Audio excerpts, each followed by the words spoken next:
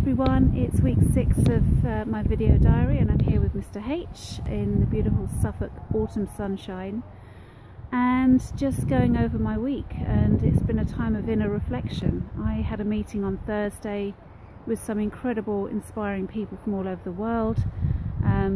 The objective is to work with our intentions over the 6 weeks that we're going to work together to create what it is that we want to create with clarity, to help bring about our successes in individual ways.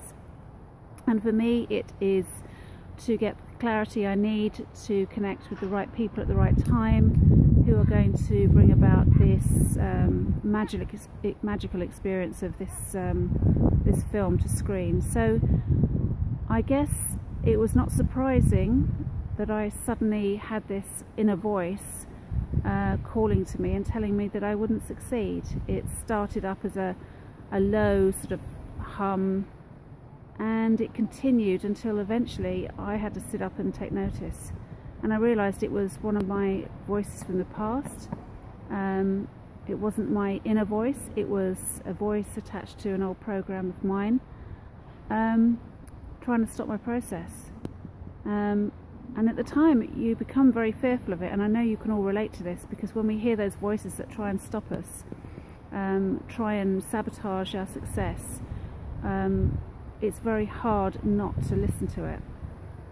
However, I stepped out of this meeting, looked at it, worked with it, created the healing that I needed to create the space, which was inevitably going to bring about my opportunity. And that's what we should always do: step back from it, take a deep breath, ask what it is that we need to see about this, the lesson we need to learn, what it's trying to show us. And it always tries to show us that we're just about to open up to an opportunity.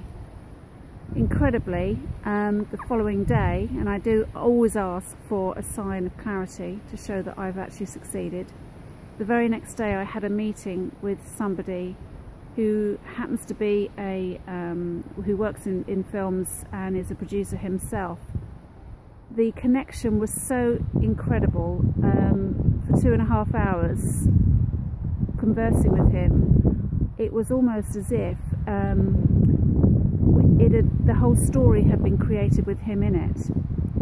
And that's when I realised actually I had procrastinated about this meeting for some time. In fact, I wasn't going to meet with this person because I thought that it wasn't somebody who would listen or would take notice of what I'm doing, or even be bothered with what I'm doing.